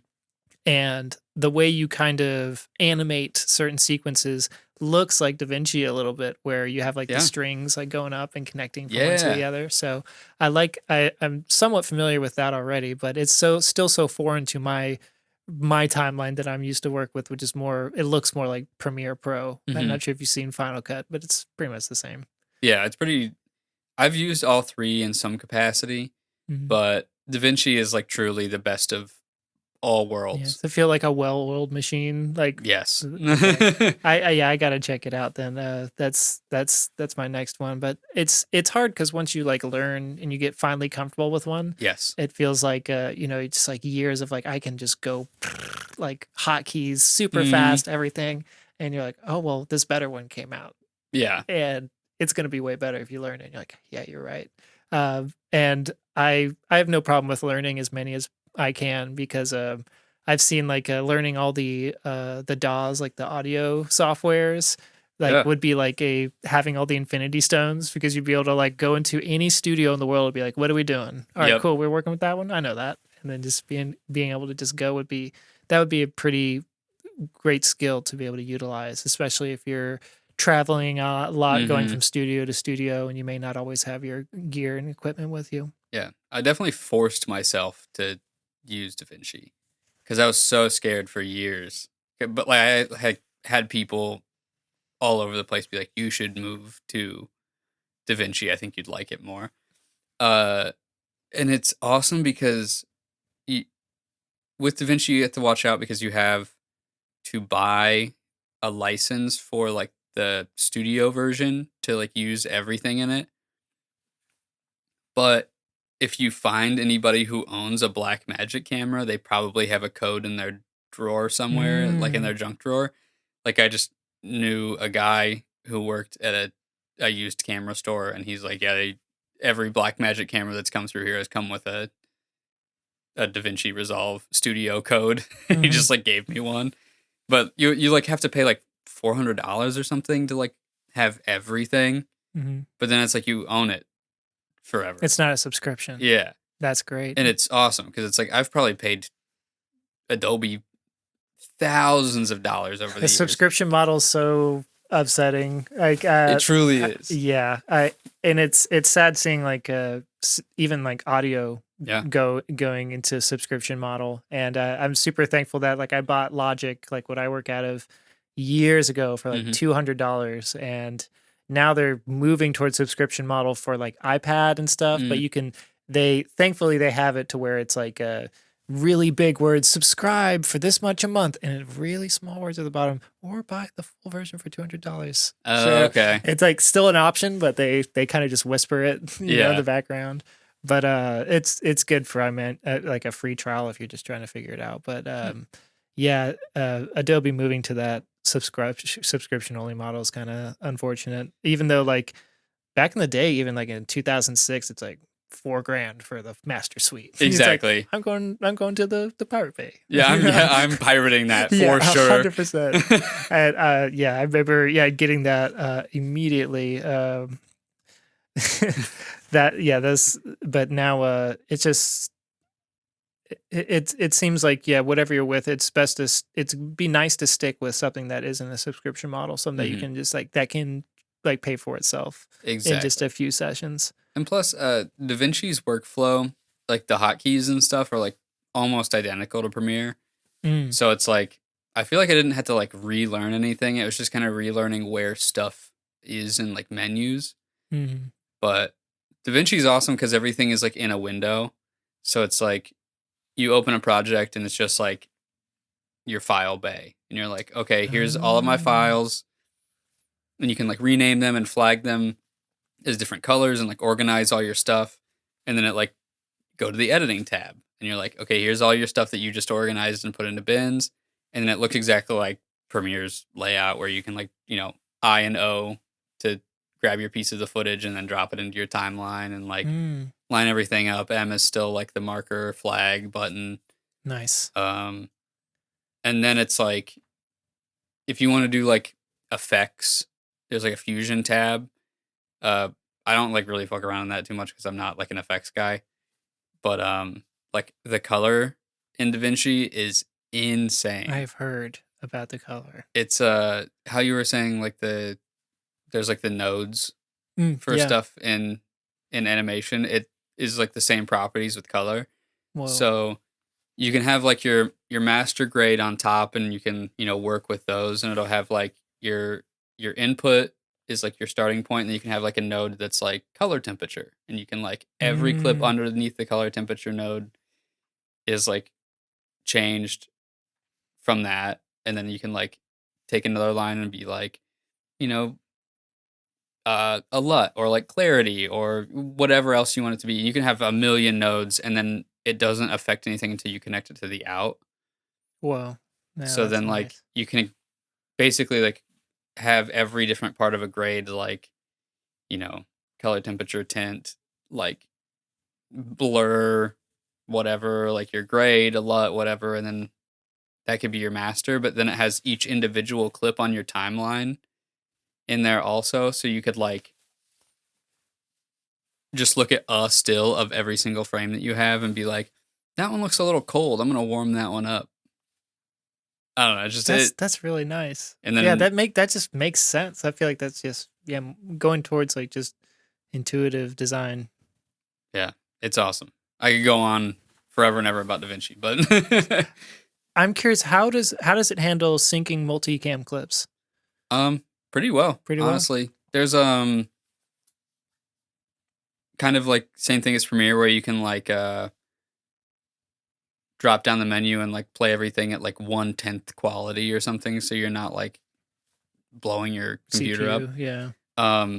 DaVinci also has that, but like it has like built-in time code, and like if you have time code set up on any of your cameras, you can sync those, and Nice. it's like the cutting and the like layering of your timeline is the exact same as any other editing software or DAW. So nice. Yeah, because I know some I've found like Adobe or like sometimes Final Cut does better with like syncing like my like 8 multicam clips together, like more sometimes better than Premiere, sometimes the other way around. And like what I mentioned when I was setting up the camera before, it's like I'm gonna bump up the recording volume because it just needs just as much data as possible to sync the audio. And yeah, I curious about that, but at the end of the day, sometimes I don't mind just dragging them to match, especially when you have the audio turned up and you have the speaker turned up loud for the video. Yeah. And like you can see like the hits. Yep. And you're just like, okay, that's the moment there. And the song always ends at the same point too. That's a big thing that has helped me sync up clips together. Is like the ending points. Just go to that, not trying to find where does it start, but the ending seems, because I cut it off usually around the same spot. Oh yeah, so I'm syncing a lot of snares in my yes, the snare in my is day. The best. Absolutely. What is your go-to camera for digital, and what's your go-to for film? Oh man, digital. I guess like my loadout, my Pelican for any tour or project or whatever is, I have a Sony FX3 and I have an FX6 for video, and then I have an A7 IV and a Fuji X100V for photos. I feel like my Fuji is has replaced film in my brain because it's like so much smaller and it's like less intrusive. I wear it around my neck like almost all the time when I'm like, even when I'm directing, a lot of the time I'll have it around my neck, or if I'm like on tour, like just before or after the show, I have it like pretty close up to my chest on like a really short camera strap, because I feel like it's if you have a giant camera in a conversation with somebody, or like taking a photo of somebody, they like act differently. Yeah. Like if I have my giant FX6 with like a handle and like a microphone on it and I point it at somebody, they're going to be like, if they're not used to being on camera.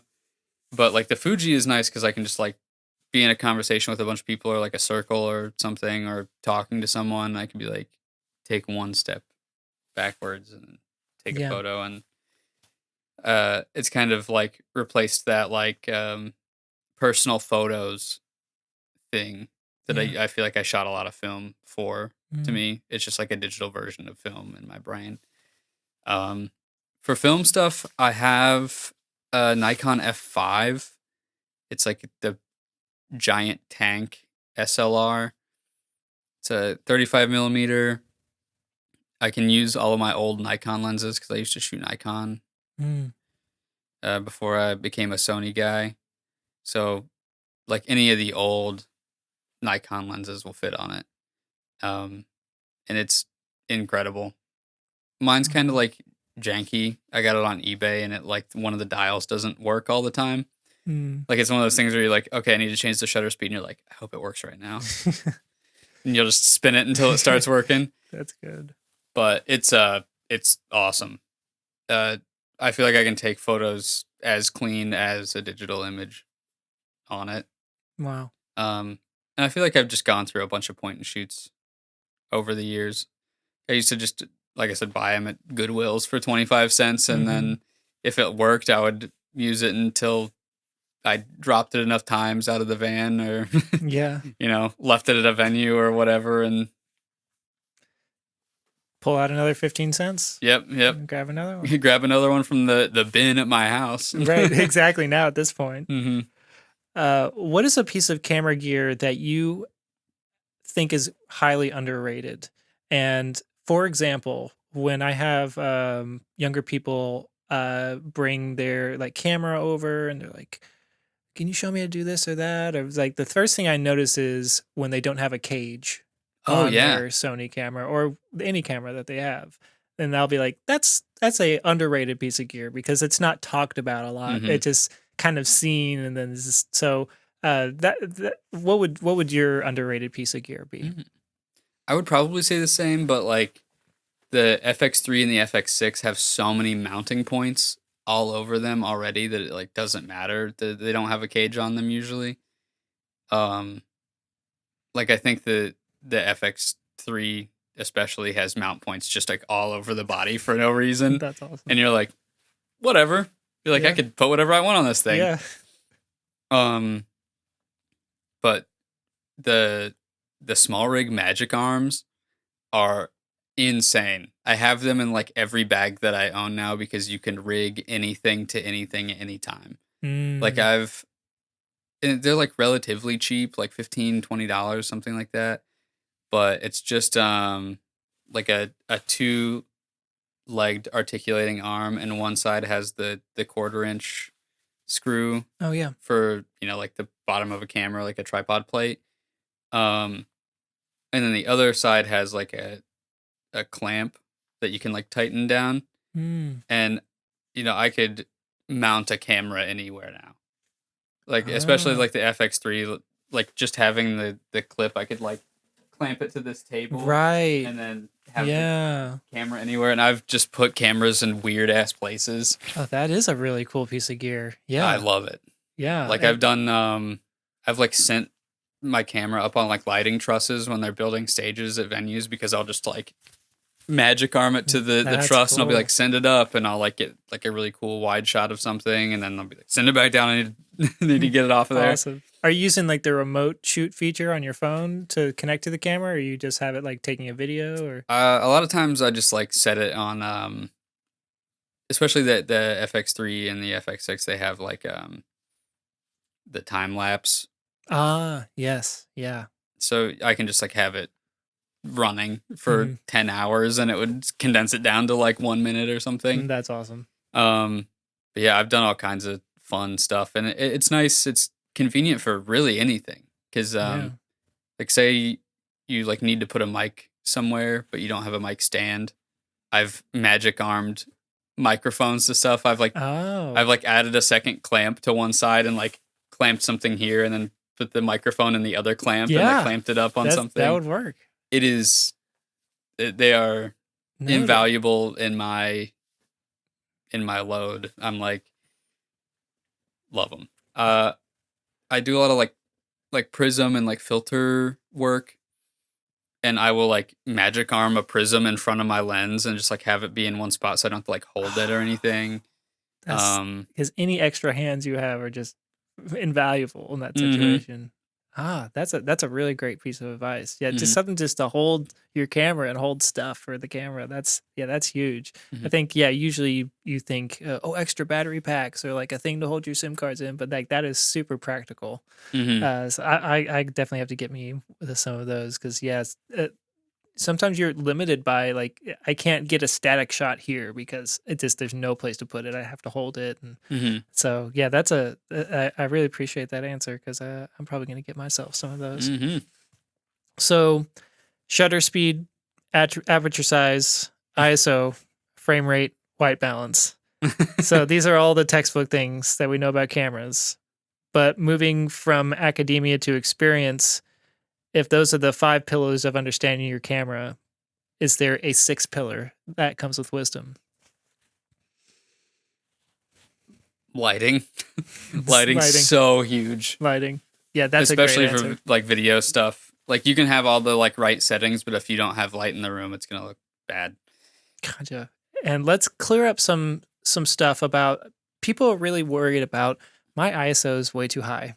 Just gonna shoot at 500 or 200, and sure it's super dark, but then I'll just bump it up and it'll be.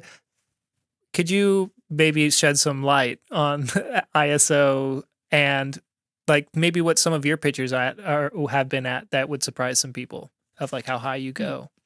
And like when like do you actively worry about it anymore or do you just kind of set the limit and you're like I'm not going above this or that?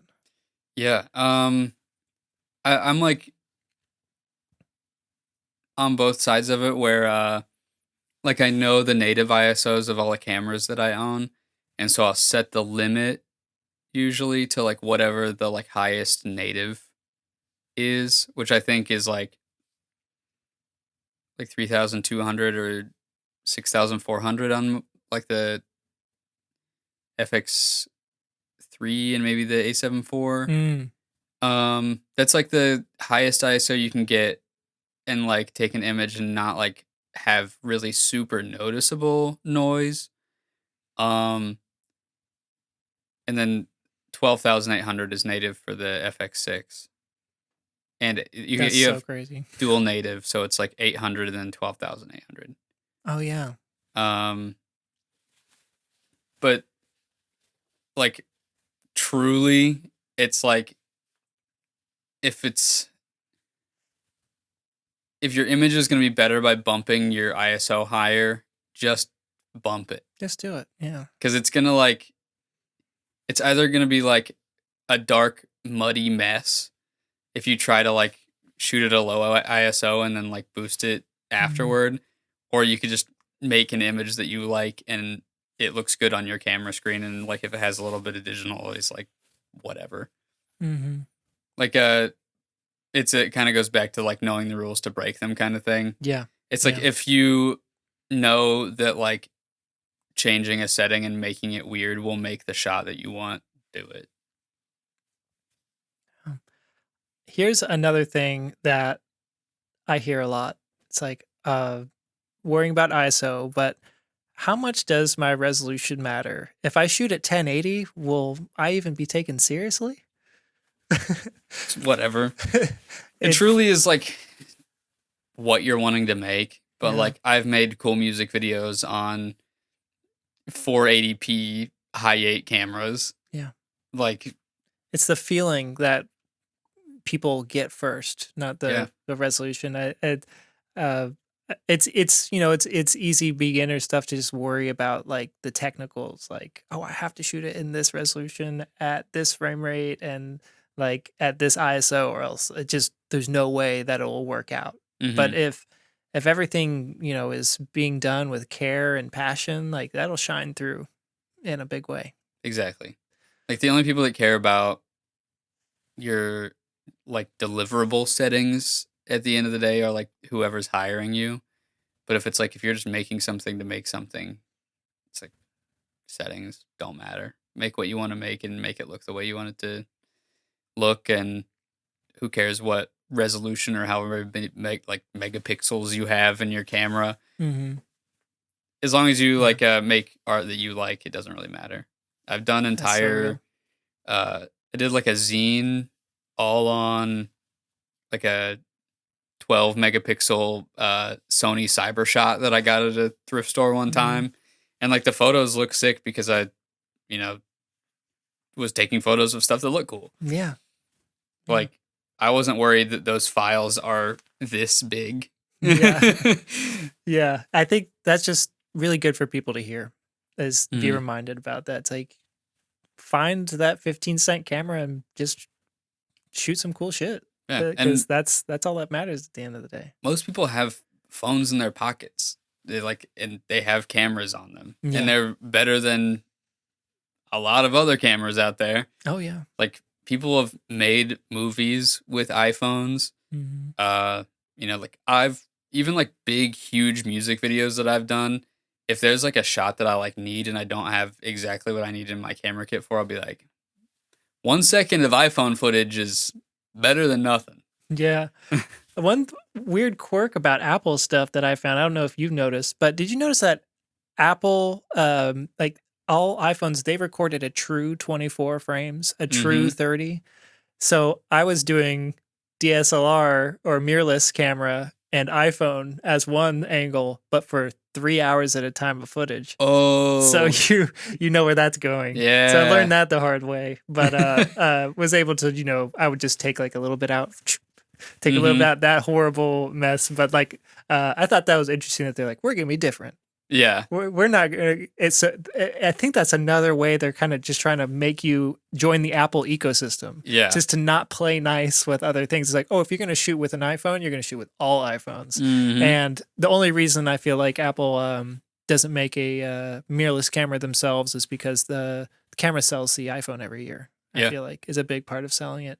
But if they went into the camera game, I'd be very curious of what they would come up with. I don't know if I'd be able to take it too seriously, but they'd probably have a lot of like intelligent stuff that may be interesting. But I always thought about that. But some of the developers there just knew what they were doing. They're like, we're going to shoot at an actual 24, not this 23.98 stuff that everybody else is going with. So if it won't play nice with any other footage, or you have to like upsample it or downsample it by like 0.02 or something frames per second. That was always fun. So anybody out there trying to sync Sony and Apple footage may have some trouble with that frame rate if it's long period of time. And this is when I wrote down that I thought was kind of funny. Growing as a person who handles a camera of any sort eventually means turning those auto settings to manual. But we all know audio is getting pretty dang good, especially with the new cameras that are coming out now.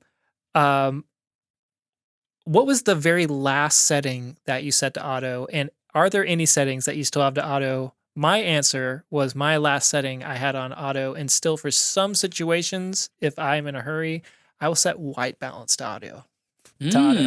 Interesting. And that's if it's a certain situation when I can't, but I have my little color board that I put in front of the camera and I set it to the right white balance if I need to. But I'm curious, what was the last one that went off auto for you?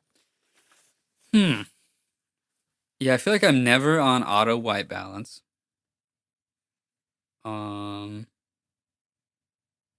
Autofocus is almost always on any lens that I have that has autofocus. Unless I'm shooting like video on a tripod and then I'll set focus and turn it off. I think ISO maybe for stills. Like I'll just set the ISO limit to the native and then make sure all my other settings are set to exactly how I would capture the photo that I want, which is, 1/25th of a second or 1/125th of a second, and then whatever my aperture needs to be to like get the vibe And I just let the ISO Mm-hmm. do its thing. Yeah, I especially for concert photography, Hmm. just I love having a minimum maximum that it can go with auto because it's still you don't have to worry too much Hmm. about it. And that is that's one of autofocus, auto ISO, and when I'm being terrible, auto white balance as well. But it doesn't work when you have two cameras involved, of Yeah. course. You just get the color board out and you set it to the exact same amount as possible. And I love that more modern lights. Like I had my lights that I had before literally like disintegrated. They were so in rough condition, and these are the first two new pairs of lights I've ever got that weren't secondhand or anything. And they have the temperature setting on the back. I thought it was the coolest thing. It's like, oh, I can set these both at 3200, Nice. and so I think that's always a good thing to look out for is just knowing what those auto settings are doing, Hmm. especially. But so we talked about the features like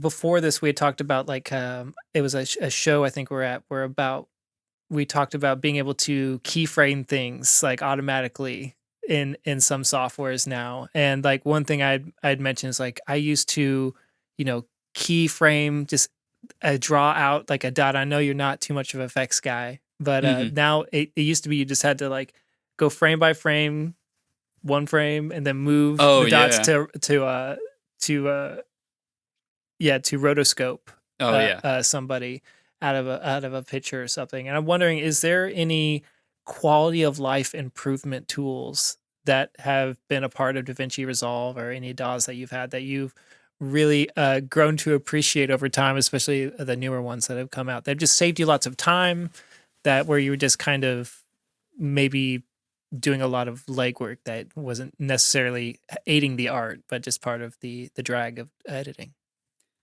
Um. Ooh, with DaVinci, there's a setting or a tab that I recently discovered in the color tab. There's like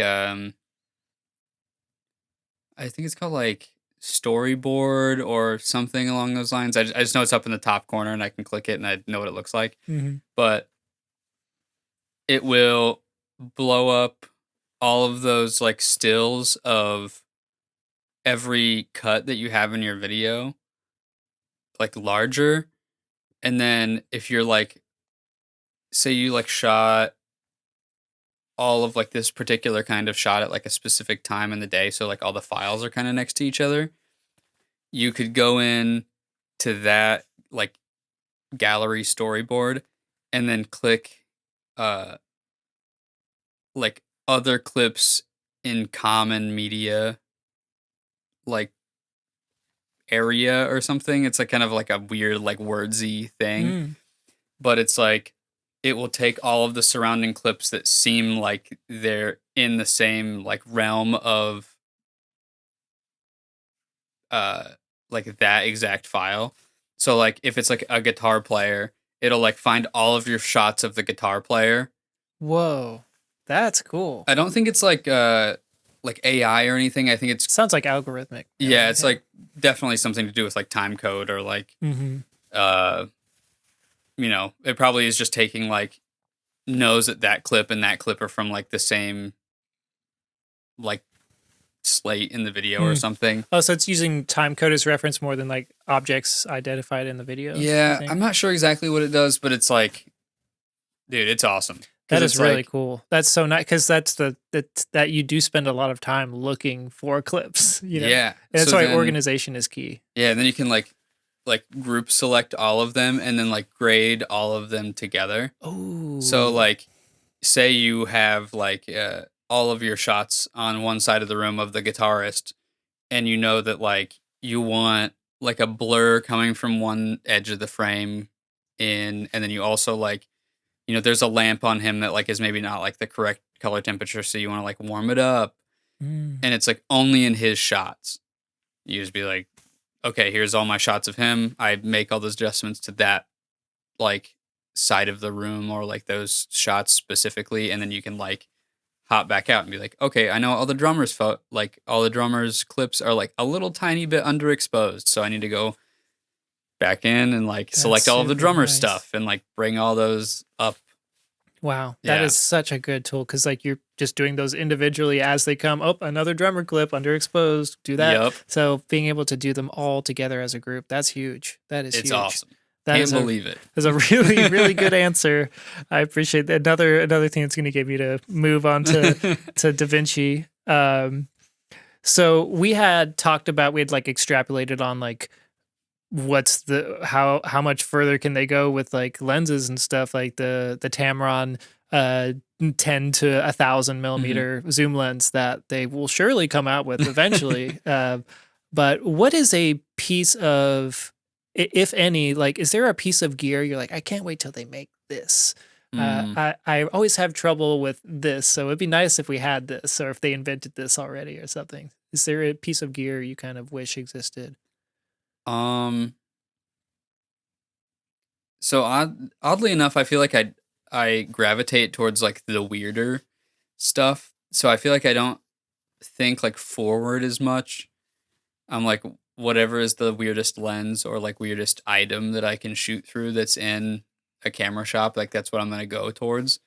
But I think they just like recently came out with um a filter or like a mount for Sony that makes non-autofocus lenses have autofocus. What?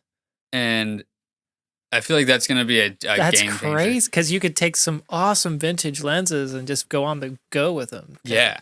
That is really cool. It's pretty nuts. I can't remember who made it.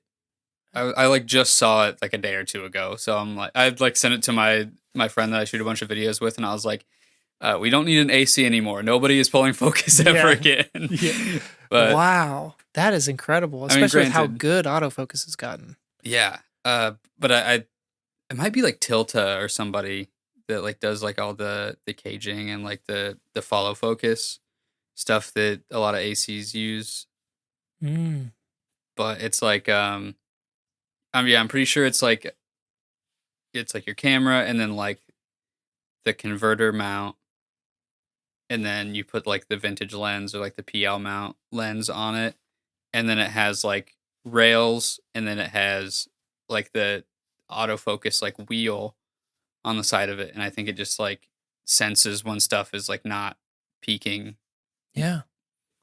And it just adjusts it for you, which is bananas to me. Yeah. I my mind was blown when I think the A7 III does it, but the A7R does it pretty well too, where you can log faces in there. Oh, like, yeah. You can so you have this giant group of people, but you have put in someone's face for the camera to know like this is the person I want. And so it'll find them out of this big crowd and only focus on them. And so it has all these like moving faces and bodies that it would normally be getting distracted by, but you can just like rack focus right into them and like zoom out and then zoom back in, and it's just perfectly on them. It's so cool. I thought I've never used that, but I was like the possibilities of that though. Like, why would you need it to like learn a face? Yeah. It's like maybe because you have like a video where there's a lot of people walking around. Yeah, and you need to have autofocus in for that scene for some reason. But yeah, that's it's exciting to see what like things like that.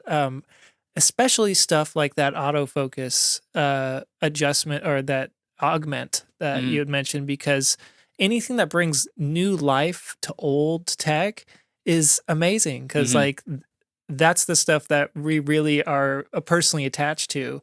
The new shiny new thing that comes out, oh wait till they made this new thing. It's like that doesn't have as much significance as like, oh, you just breathed new life into this old film lens that I love, but I just can't use in my work too much. And now you get to bring it out in a professional setting with this new augment. So I think it's not really the new actual tech, but it's the augments to old tech that'll breathe new life into them that we can really, really look forward to. And I do want to get your take on how from where you're standing How has AI affected the industry from what you can see, if at all? And how do you think it will affect the industry as a whole? The music video specifically, videography industry, photography industry.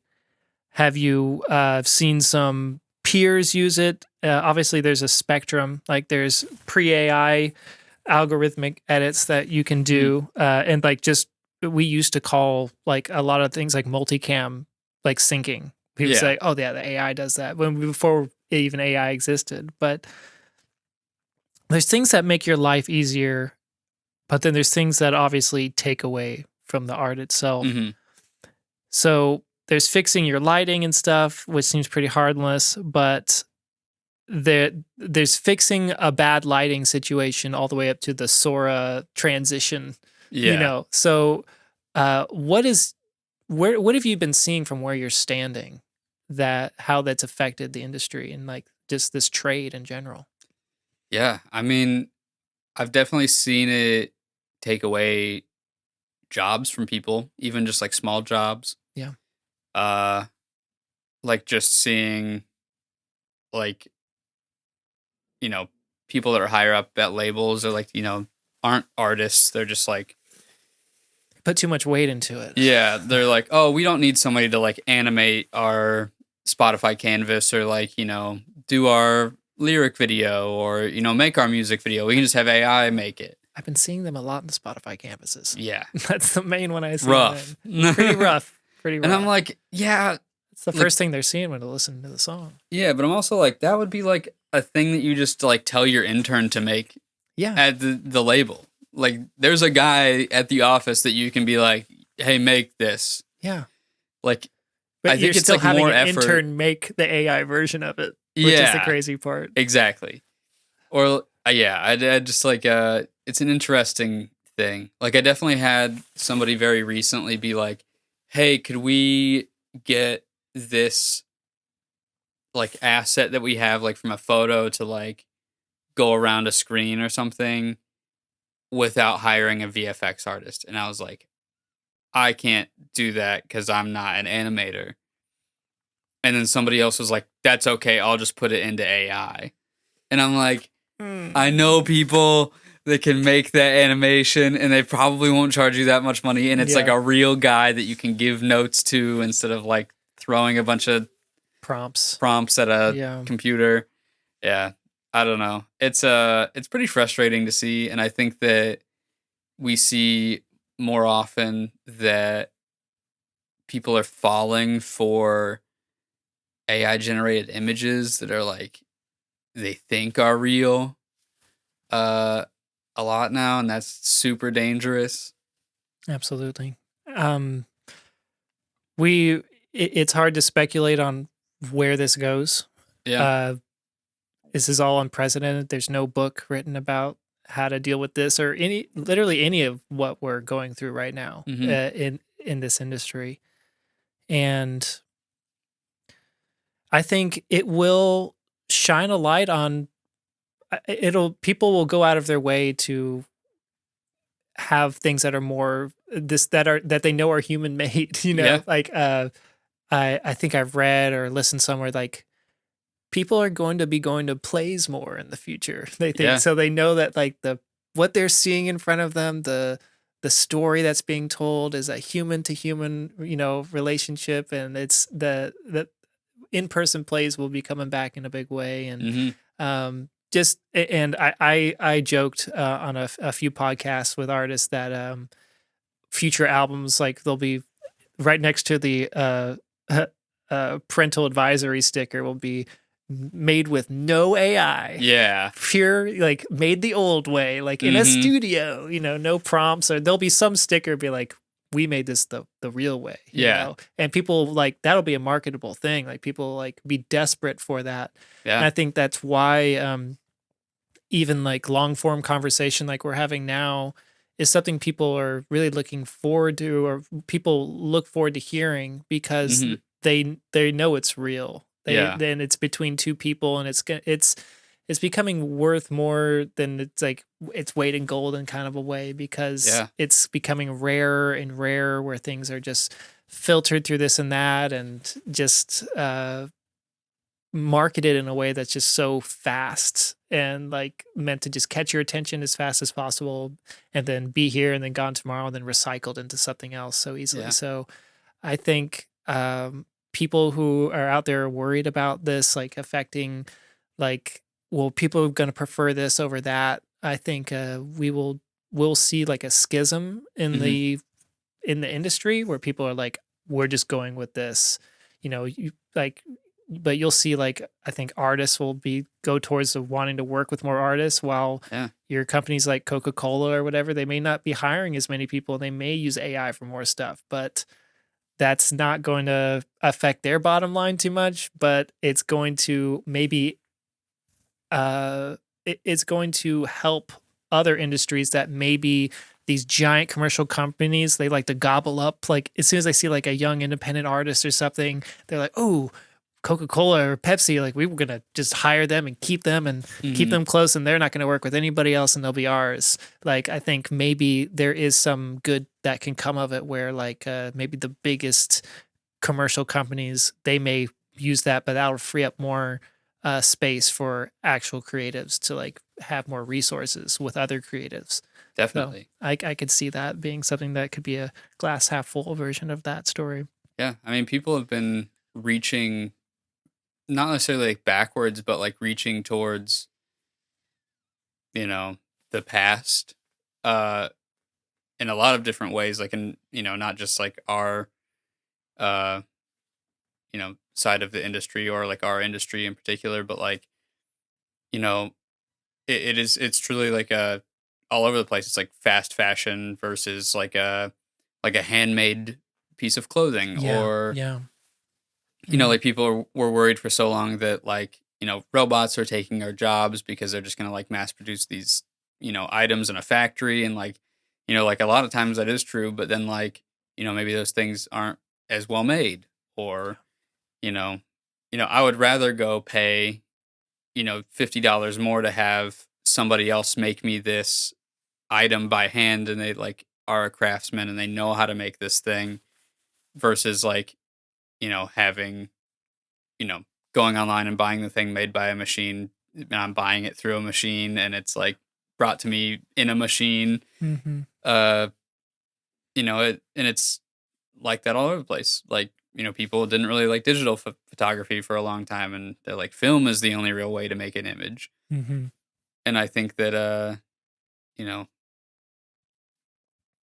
even down to like punks being like, you're not gonna get a ticket online. There's no like taxes and fees on top of this ticket. It's like you're gonna pay what the show costs, and you're gonna find the address from a Ask a guy punk. on the street. Yeah, Yeah. ask a punk. You know, you're Mhm. coming to the show and you're paying $5 at the door. Mhm. People yearn for human connection. Absolutely. And especially in a world that's like having like that social muscles atrophied so much because you're not given the opportunity. I can't imagine what it's like to be like a young person growing up nowadays where it's like you start with like a social media profile. Like I at least had some time before I had a MySpace account and was Yeah. worried about any of that stuff. But yeah, that just to flex that social muscle, like being able to just use your that, outside of texts or calls or video calls, like in person. I think that's just going to become more valuable and over time. And anything that reflects that relationship between like that reflects real human, interaction is going to just be lifted up above like what we see as kind of like the fake version of that that's being made by AI and these bigger companies. Yeah. So, second to last question we have here, and this is the one that it's one of the main ones that we had talked about before. But uh, how do you organize all of the pictures you've taken?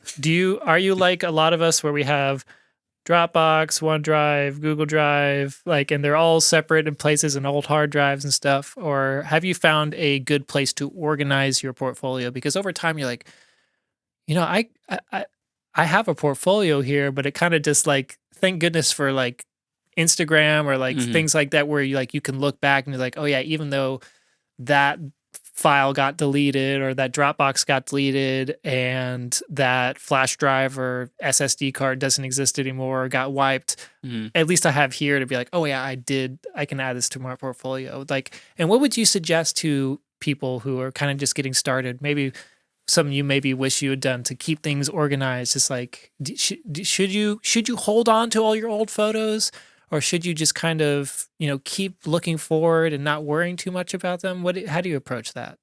I'm a data hoarder. Same. Yeah. I'm right there with you. Yes. I really would love to build a raid at some point, or like some sort And of Nas. like, yeah. I I need something because right now I just have 1 million Samsung T7 SSDs in a safe, Oh and I shit. know that like I plug them in once every 6 months to hope and pray that they didn't wipe themselves because SSDs Yeah. are like, The electrons, if they don't get stimulated, they start moving and ones start turning to zeros. yeah, And there's bit flipping that yep, happens. And then they can corrupt and then yep, wipe themselves, which is like when I first heard that, I was like, what? yeah, You tell me terrifying. if I don't plug it in every now and then, it might just disappear. It's like, Yep, yeah, sure. It's like, okay, great. That's another thing that great. helps me not sleep at night. But yeah, but like I mean, I pay for Dropbox Business for myself, Yeah. so I just have terabytes of stuff on Hmm.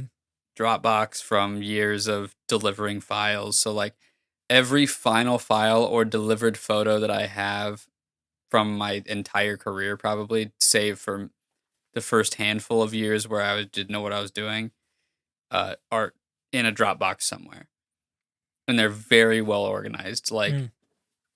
uh, I would say especially past like 2017, from like 2017 to now, I could type any show into my hard or into my Dropbox and be like, I have those files from that show, and they're organized and they have dates and That feels good. yeah, it's awesome. That's gotta feel really good. And Yeah. it's come in really handy because it's like I've had friends who have passed away, or like or just photos that other people want from like a certain period of time, where I can just type into Dropbox like this show at this place, this band, and like a lot of them that I like at least remembered to, or like no, I have like every band who played the show in the Dropbox file name, Mm. so I can just be like whatever band, and then like I have every show from that band in a Dropbox somewhere. That's awesome.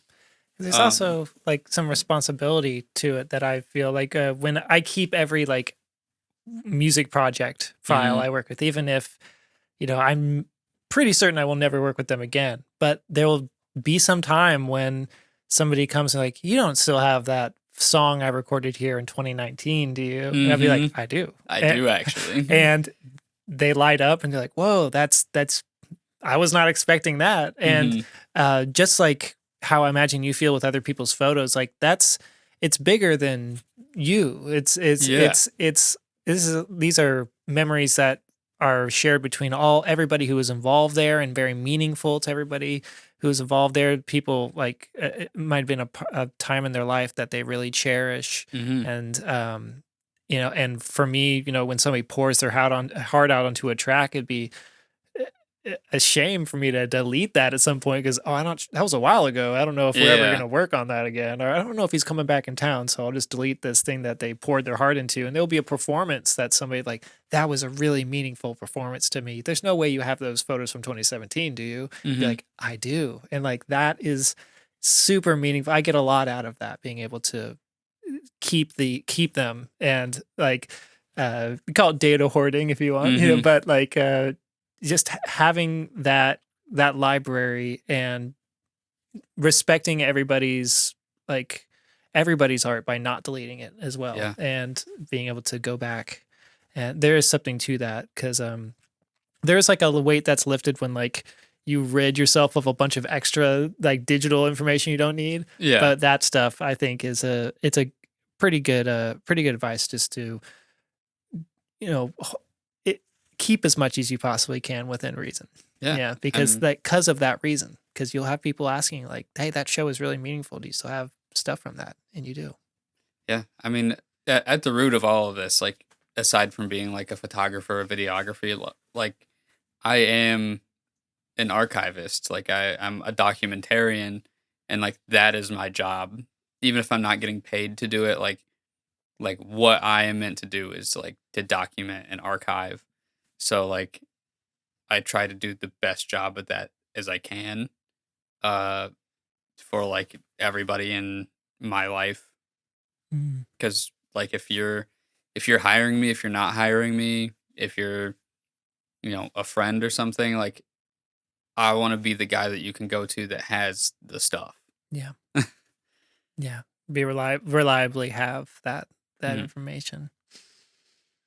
Um, so this is a question I like to end uh, every podcast with. I can, because everybody comes from a different point of view and experience.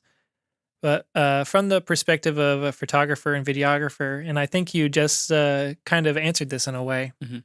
but just from the perspective of Errick, if you had to push your ships forward on an answer of what we are doing here and what we should be aiming our efforts towards as individuals, what would your answer be?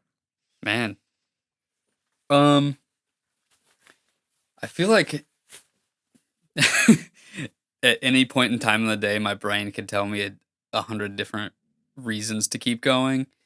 Uh, sometimes they're selfish, and sometimes they're more of like a wholesome, personable answer. Um, but truly, it's like even if you're a hater, it is just to make your quality of life feel a little bit better to you. Um, Man, yeah, I think like from my perspective, I am here to like document people's lives. Mm, Like I don't see myself having more purpose than that to like I don't think I would want to experience a life where I wasn't capturing other people's lives. mm, Cuz I'm a natural observer, and I like taking in information more than I like giving it. And mm. I think that that's what I'm good at. So I should keep doing it because I'm good at it. Like there's no reason for me to quit. I think even if like the money dried up, or I don't make great money. I'm a normal guy. Like I think if even if one day everybody was like we should never pay him again, I don't think I'd ever stop taking photos of my friends or the world, or sharing like my perspective of things. Mm. Well, I think that's an excellent answer, and thank you for sharing that. Um, Errick, thank you so much for spending the time to be here today. I really appreciate you being on and sharing all of that wisdom and experience with us. We've known each other for quite some Mhm. time, but it's hard sometimes to sit down and have these long talks, or the yell talks at shows like don't really cover it too much. Yeah. So I appreciate you being here, and yeah, looking forward to having you on again sometime. Dude, yeah. Thanks, man. I really appreciate you having me. Of course.